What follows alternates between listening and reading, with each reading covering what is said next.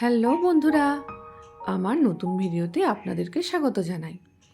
ছবিতে দেখে পেছনে বুঝতে পারছেন আমি কিন্তু পাহাড়ে আছি। হ্যাঁ, এটা হচ্ছে সেই কমলা লেবুর দেশ শিটং। আমরা গিয়েছিলাম নভেম্বর মাসের 4 তারিখে।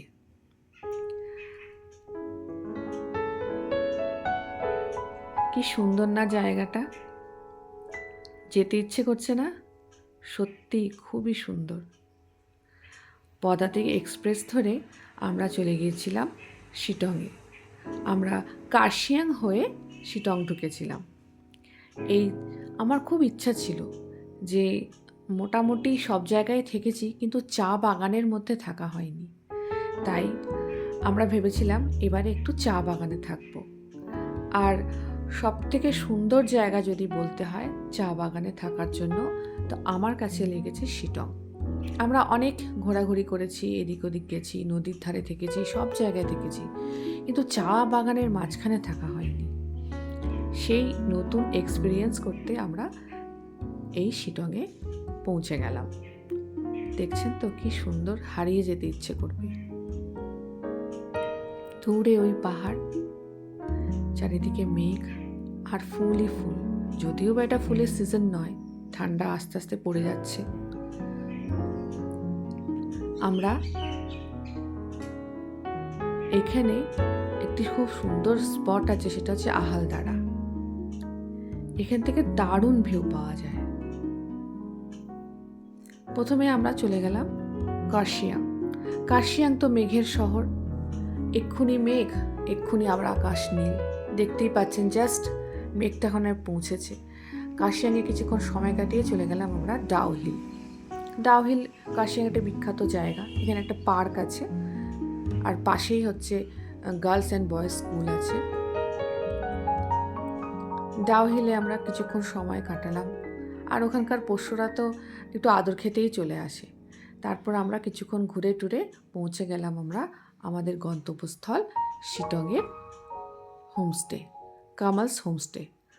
আমরা কামালস হোমস্টেতে 3 দিন ছিলাম।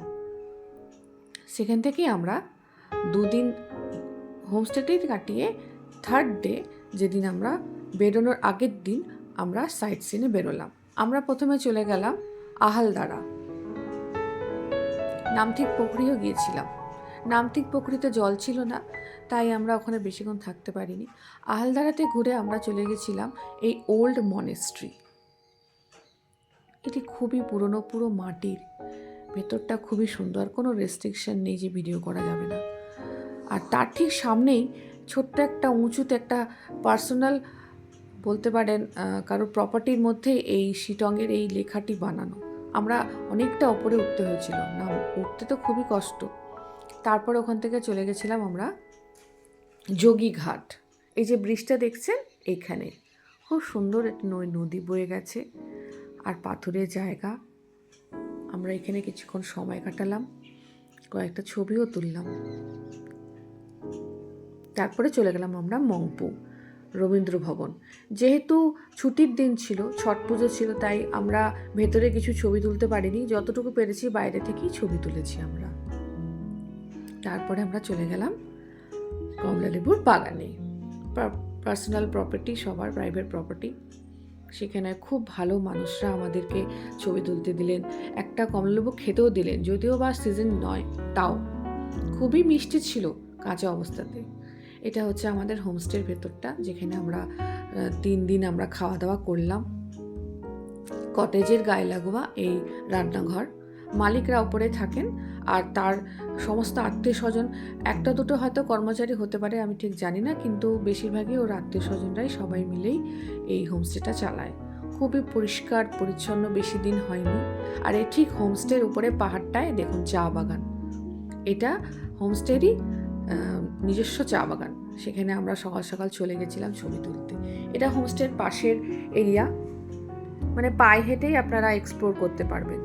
এখানে দেখুন না, আকাশ, মানে কি বলবো, কথা বলছে মেঘেরা, তার সাথে চা বাগান, গাছপালা, কি সুন্দর দৃশ্য। মনে হচ্ছে যেন কোথাও বিদেশে চলে এসেছি। আমাদের দেশ, আমাদের বাংলা এত সুন্দর। এই হাঁটতে হাঁটতে আরেকটু এগোতে ছোট্ট একটা হোমস্টে, কিছু কিছু হোমস্টে তৈরিও হচ্ছে, কিছু কিছু হোমস্টে তৈরি হয়ে গেছে, জাস্ট নতুন, বেশি দিনের প্রপার্টি নয়। এই জায়গাটা ডেভেলপ হচ্ছে আস্তে আস্তে, খুব ফাঁকা ফাঁকা, যার জন্য খুব ভালো লাগছে। আস্তে আস্তে ভরে গেলে তখন আর ভালো লাগবে না। ব্যাস পরের দিন আমরা সকালবেলায়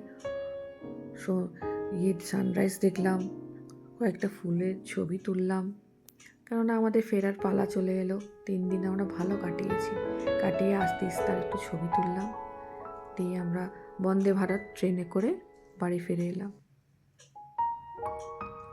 এত সুন্দর সময় আমরা ওখানে কাটিয়েছি, বলার কথা নয়। স্বামী স্ত্রী যে কোনো সময় যেতে পারবে, ফুল ফ্যামিলিও যেতে পারবে, এত সুন্দর জায়গা, অবশ্যই যাবেন। নভেম্বর মাসটা খুব সুন্দর থাকে কিন্তু ওয়েদার, চেষ্টা করবেন নভেম্বরে যাওয়ার। দেখি, চা বাগান তো হলো, এবার আমরা কোথায় যাই, নেক্সট ট্রিপের জন্য ওয়েট করুন। Thank you.